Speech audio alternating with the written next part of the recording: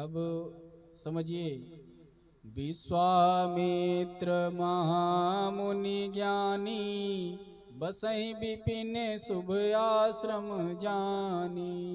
जहाँ जप जोग यज्ञ मुनि कराई, अति मारीच सुबाहुई डरनी। अब इस कथा की विशेषता समझिए। विश्वामित्र जी कौन है? महामुनि ज्ञानी है। ज्यादा तेज है क्या? बोलिए सियावर रामचंद्र की जय। योग में लगे रहते हैं, तपस्या करते हैं और सफलता नहीं मिल रही है,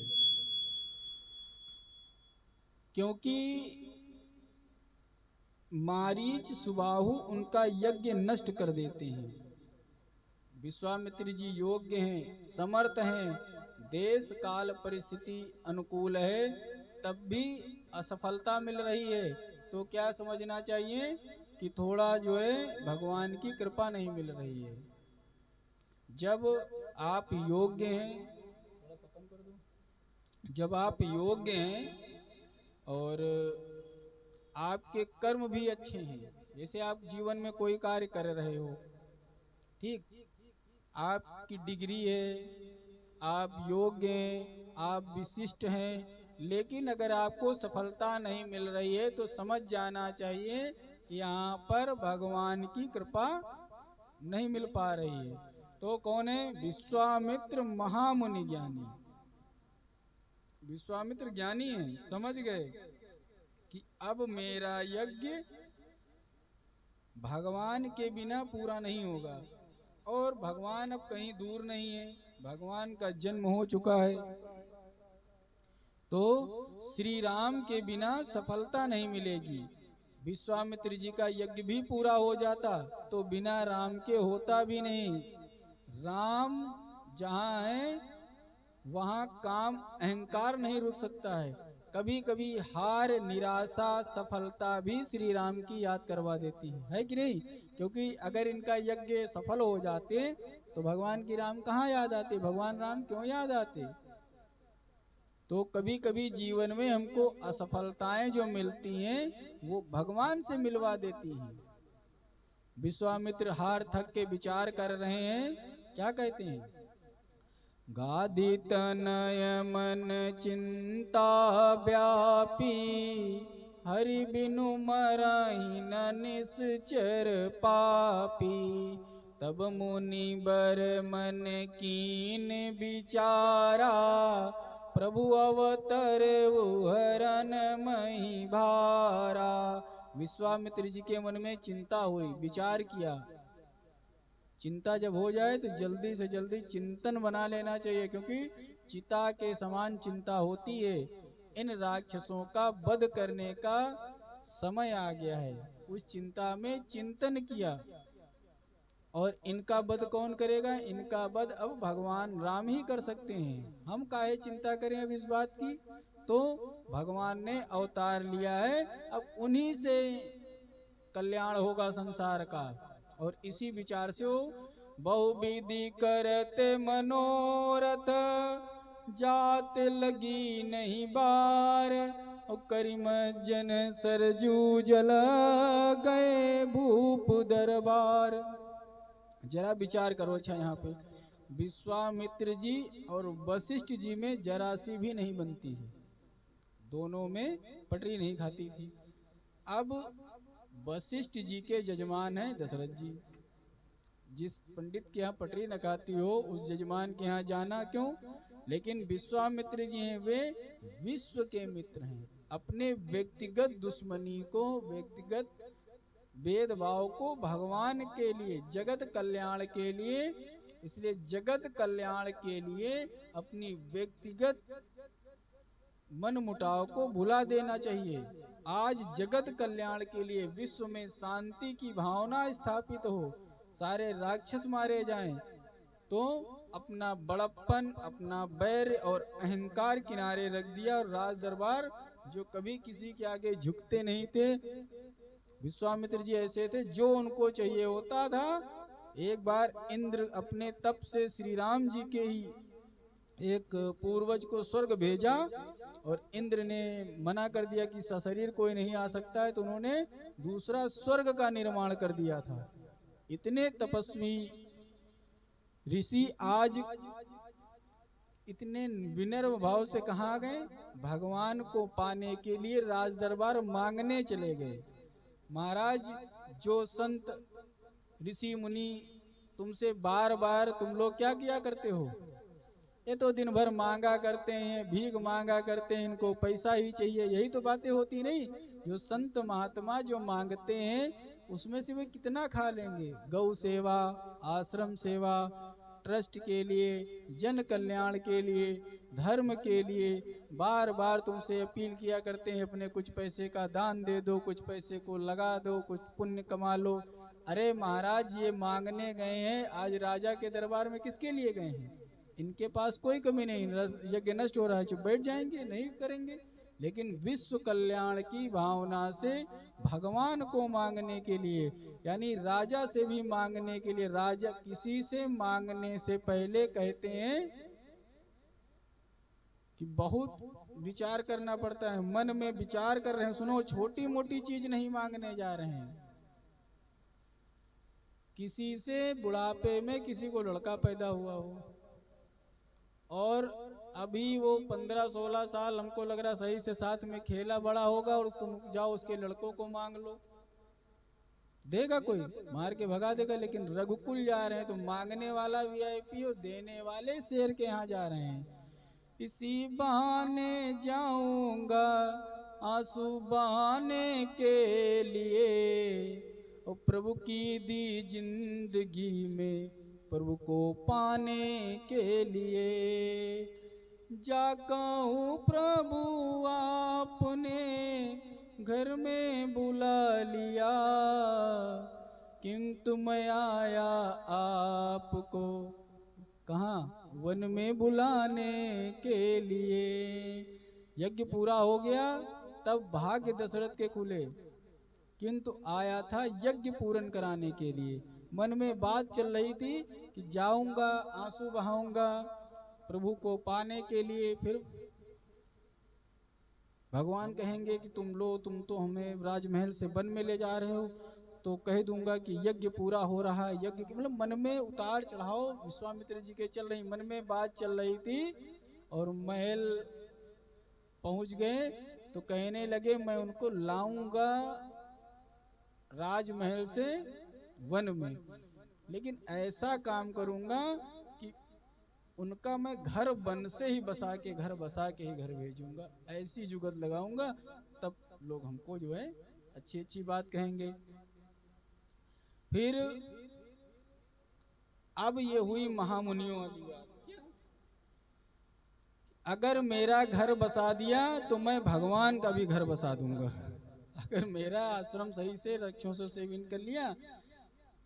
दशरथ जी को खबर मिली कि महाराज विश्वामित्र जी आए, हाथ पांव फूल गए, क्योंकि जब कोई संत आता है तो बड़ा परिवर्तन होता है जीवन में। तुरंत वशिष्ठ जी के पास आकर कहते हैं प्रभु विश्वामित्र जी आ रहे हैं। भागे भागे चले आए। किसके पास चले आए? अपने गुरु के पास। जब मुसीबत आए तो सबसे पहले गुरु के पास जाना चाहिए। कहने लगे हे गुरुदेव। बोले क्या है? लगता है हमारे गुरु में जो है चंद्र नाम नहीं सूट करता है। अच्छा, सबसे पहले कोई गलती हो जाए तो मुहूर्त और पंडित जी भी दोषी माने जाते हैं। राजा दशरथ ने कहा गुरु जी प्रणाम। बोले कहा कहीं विश्वामित्र जी आए। तो कहीं क्या गलत बात है? कहीं कुछ नहीं, हमको लग रहा है हमारे खानदान में चंद्र नाम नहीं सूट करता है। तो बोले क्या? कहना आपने रामचंद्र नाम रख दिया है। हरिश्चंद्र थे तभी आए थे और रामचंद्र है तभी आ रहे हैं, कुछ गड़बड़ है, वापस संभालो। वशिष्ठ जी कहते हैं आप चिंता न करिए, भय हटाओ, साधु ते होए न कारज हानि। साधु से कभी कोई हानि नहीं होती है। चलो उनकी अगवानी करते हैं। दशरथ जी ने विधिवत अर्घ पाद मधुपर्क से प्रसन्न करके हाथ जोड़ के विनय करी। अच्छा, जब कोई साधु संत ये मांगने भी जाते हैं तो अपने यजमान जिसपे हक होता है उसी के यहाँ मांगने जाते हैं। विश्वामित्र जी हरिश्चंद्र जी को त्रिलोक में बहुत मदद की। जो रघुकुल में जब कोई भी नाम हो, देखो परीक्षा देने में कष्ट तो गुरु को लेगा, गुरु परीक्षा लेगा ही लेगा, लेकिन कल्याण भी तो किए हैं ना। अब महाराज दशरथ जी ने प्रसन्न होकर के विनय की परिवार के लोगों को बारी बारी बुला करके प्रणाम करवाया, लेकिन विश्वामित्र जी ने जैसे ही दृष्टि पड़ी समझ गए जो हीरा हम ढूंढने आए हैं, राम जी पर दृष्टि पड़ी और वहीं रुक गई। अब बीच में टोकते हुए सबको वापस भेजा महल में। जैसे ही राम जी को देखा वैसे दशरथ जी ने जानते कि हाँ ठीक है ठीक है ठीक है, प्रणाम प्रणाम हो गए, चलो सब लोग अंदर जाओ, महाराज जी को बहुत थक गए होंगे, जंगल से आए हैं, बहुत दिक्कत हो गई है, वन से आए हैं, महाराज जी अब आप आराम करिए। कोई इतनी जल्दी भेजा है कि कहीं कोई परिवार वाले के प्रति कोई। पुनि दशरथ में ले सुत चारी, राम देखी मुनि दे बिसारी। महाराज जैसे राम पे नजर रुकी तो दशरथ जी ने कहा हाँ ठीक है मुनि जी को ज्यादा ना परेशान करो, सब लोग अब महलों में जाओ। अब विश्वामित्र जी कहने लगे हे नरेश, क्या मेरे आने का प्रयोजन पूरा करोगे? दशरथ जी कहने लगे महाराज आपके आदेश का विलंब है, करने में देर नहीं होगी। तब कहने लगे प्रभु, विश्वामित्र जी कहने लगे हे दशरथ, आज मैं आदेश देने नहीं आया हूं। राजा को आदेश दिया जाता है लेकिन एक पिता को आदेश नहीं दिया जा सकता। आज मैं तुमसे कुछ मांगने आया हूं। असुर समूह सतावहि मोही, मैं जाचन आयो नृप तोई। अनुज समेत देव रघुराया, निश्चर बदमय हो। अनुज समेत देव रघुनाथा, निश्चर बदमय हो भूषणा था। हे राजन, असुर समूह हमें यज्ञ नहीं करने देते हैं, बड़ा कष्ट देते हैं। उनके वध हेतु हमें श्री राम लक्ष्मण दे दीजिए और राक्षसों का वध करके हम सनात हो जाएंगे। दशरथ जी ने कहा इसमें कौन सी बड़ी बात है, आपके आश्रम पहुंचने से पहले हम सेना लेकर जाते हैं और सभी को मार देंगे, क्या हम सक्षम नहीं हैं? विश्वामित्र जी ने कहा सुनो राजन, हमें मारने वाला ही नहीं चाहिए, वरना हम भी एक ही लुटिया जल में सबका काम कर देते। एक ही श्राप में सब, हमको मारने वाला नहीं चाहिए, क्योंकि ऊर्जाएं शरीर बदलती हैं, नष्ट नहीं होती। हमको मारने वाला नहीं चाहिए, हमको ऐसा चाहिए जो ऊर्जाओं को भी परिवर्तित कर देता हो। तो हमें मारने वाला नहीं, हमें तारने वाला चाहिए। नहीं तो शरीर नष्ट करना क्या बात है। हाथ में जल लेते विश्वामित्र जी, कहते स्वाहा हो जाओ, स्वाहा हो जाते। लेकिन पृथ्वी का भार हल्का करने के लिए भगवान का जन्म हुआ है।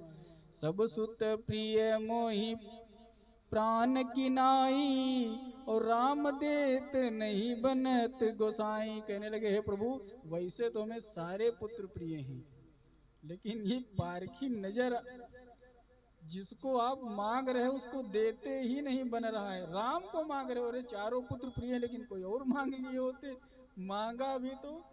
और इतना कोमल है कि वो चलता है तो उसके लिए हमने जानते हो पृथ्वी पर बड़ी कोमल कोमल चटाई आदि डलवा रखी है कि उसके पैर इतने कोमल है प्रभु। और आपने ठीक से देखा नहीं, हमको लग रहा है बहुत सुकुमार है हमारा राम। और कहा निश्चर अति घोर कठोरा, कहा सुंदर सुत परम किशोरा। राजा की प्रेम बड़ी वाणी सुन के मुनि के हृदय में बड़ा हर्ष हो रहा है।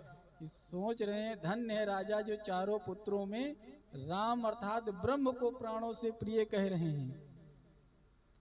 क्या प्रेम है, बड़े आनंदित होते हैं। और ऊपर चुपर क्रोध वाला थोड़ा मुंह बनाते जा रहे हैं संत। लेकिन एक बात सुनो, संत वही चुनते हैं जो अनमोल हो। तभी तो गुरु भी उसी शिष्य को राम नाम सुनाता है जिससे उसका मान बढ़े। शिष्य भी अपने राजा दशरथ को राम न देने की हट करता देख करके विश्वामित्र जी ऊपर ऊपर नाराज होने लगे, तुम बहुत मना मना कर रहे थे कि ना ना कर रहे हो, आदेश करने की है देरी है, कह रहे थे बस आदेश करने की देरी है, और बहाने एक्सक्यूज चालू हो गए आपके। जब देखा कि वशिष्ठ जी मामला संभालने के लिए उठ गए, हे राजा आप महामुनि, आपको महामुनि ने यज्ञ का कर्ज उतारने का सौभाग्य दिया है, इसलिए आपको यज्ञ भगवान ने 4 पुत्र दिए थे। विश्वामित्र जी समझाने लगे, कहने लगे कैसे, कहने लगे आपने तो पुत्र की कामना से यज्ञ किया था, तो बोले हाँ, तो बोले थे कि इसलिए तुमको जो है देवताओं ने, भगवान ने 2 संतों की रक्षा के लिए, 2 तुम्हारे राज्य के लिए 4 पुत्र दिए हैं। तो वही हिसाब किताब लगा करके हमको लग रहा है विश्वामित्र जी 2 पुत्र मांग रहे हैं, इसमें तुमको रोज, जैसे राम है वैसे भरत है, और जैसे लक्ष्मण है वैसे शत्रुघ्न है। तो कोई बस ये विश्वामित्र जी कोई आम संत तो है नहीं, ये ईश्वर की यानी ब्रह्म ज्ञानी है, ईश्वर की आज्ञा से आए हैं, तो इसमें कोई आप इनको देने में नुकसान नहीं है तुम्हारा। तब वशिष्ठ बहुविधि समझावा, नृप संदेह नाश का पावा। तब राजा ने बड़े आदर से राम लक्ष्मण को बुलाया, काहे मुनि ये दोनों मेरे प्राण हैं, आज से आपके साथ में रहेंगे। और गुरु को जब माता पिता हाथ पकड़ के देते हैं तो गुरु ही संतों, गुरु ही शिष्यों का माता पिता भाई पुत्र सब बन जाता है।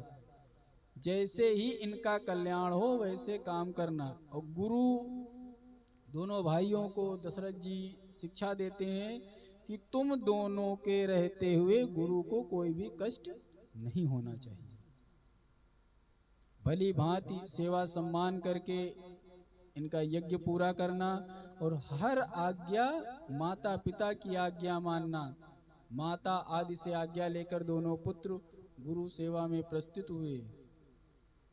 पुर सिंह दो बीर हरसि चले, मुनि भय हरन कृपा सिंधु मत धीरे, अखिल विश्व कारण करन।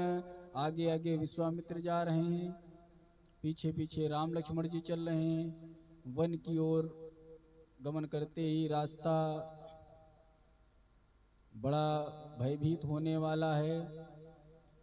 चले जाते मुनि दीन दिखाई, और जैसे वन में पहुंचे सुनि ताड़का क्रोध करियाई।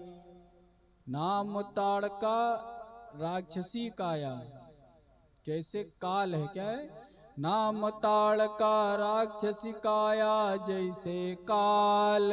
और मुनियों का तप भंग कर नृत्य करे आहार, और दमन आसुरी शक्तियां प्रकट करने प्रगटे राम। और पहले मेरे पहले बाण पर लिखा ताड़का नाम, एक ही बाण प्राण हरि लीना, दीन जानी तेहि निज पद दीना। अच्छा, एक ही बाण में ताड़का की, जैसे आजकल उसमें करते हैं, राजन जी की एक चौपाई, राजन जी के द्वारा गाई हुई चौपाई बड़ी मशहूर हो गई। जब कोई गड़बड़ हो जाए तो कहते हाजी मंगल भवन, तो राधे राधे सीताराम। अच्छा, उस कृष्ण अवतार में भी सबसे पहला वध किसका किया था? पूतना का। रामावतार में ताड़का का। खोज के बताना, हम नहीं बताएंगे, हर चीज हम ही बताएं क्यों मारा था पहले। बोलो राधे राधे सीताराम। श्री राम जय जय राम।